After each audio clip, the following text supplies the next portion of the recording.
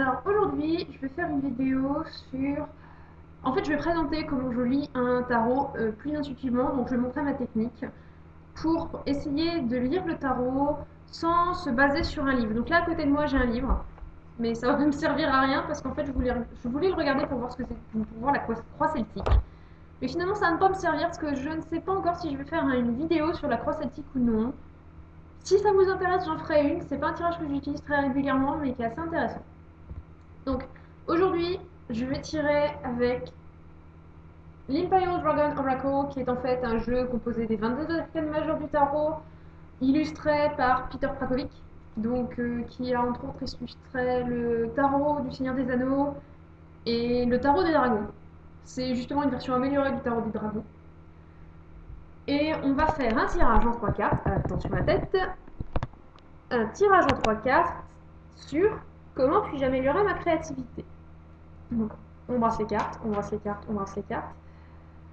Ne surtout pas oublier, quand on mélange les cartes, qu'on les brasse ou qu'on les batte, il n'y a pas de technique qui soit plus efficace qu'une autre. Il faut utiliser la technique avec laquelle on est plus à l'aise. Par exemple, moi pour brasser, j'utilise toujours mes deux mains parce que je trouve que c'est plus efficace, j'en mets un petit peu moins partout. Je trouve ça mieux. Il y a une carte qui s'enfuit, hop là, on va la remettre là. D'habitude, je prends en compte les cartes qui tombent, mais là, vu qu'on est sur une petite surface, c'est pas trop surprenant. Voilà, donc première carte. Donc, bien sûr, comme d'habitude. Ce qui est bien, c'est que vous voyez les cartes du dessous. Vous êtes content avec ça?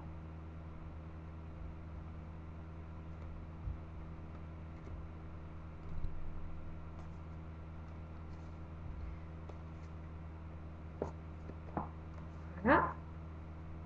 Ah oui, je le mélange n'importe comment. Donc ça comme ça, et ceci. Donc la question est, comment puis-je améliorer ma créativité? C'est un tirage en 3 cartes. Comme je l'ai expliqué dans ma vidéo sur les tirages en 3 cartes, je prends les 3 cartes en compte de façon... Je les lis ensemble en fait.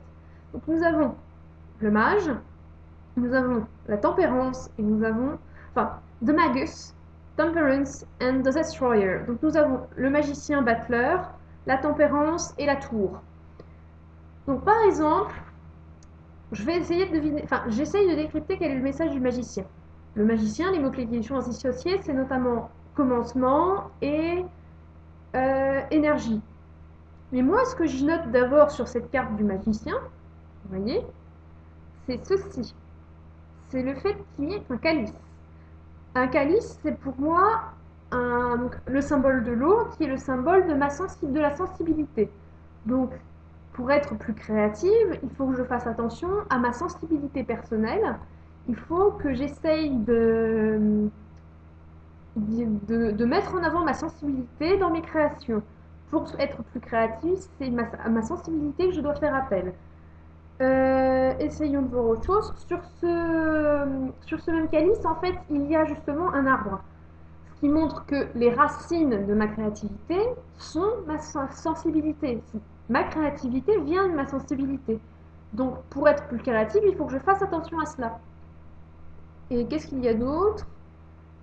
Le dragon porte une épée.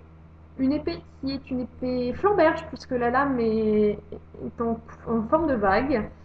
Et en fait, l'épée flamberge, alors ça va vous paraître un peu stupide, mais moi, l'épée flamberge, ça me rappelle un de mes personnages, un de mes tout premiers personnages qui possède une épée flamberge.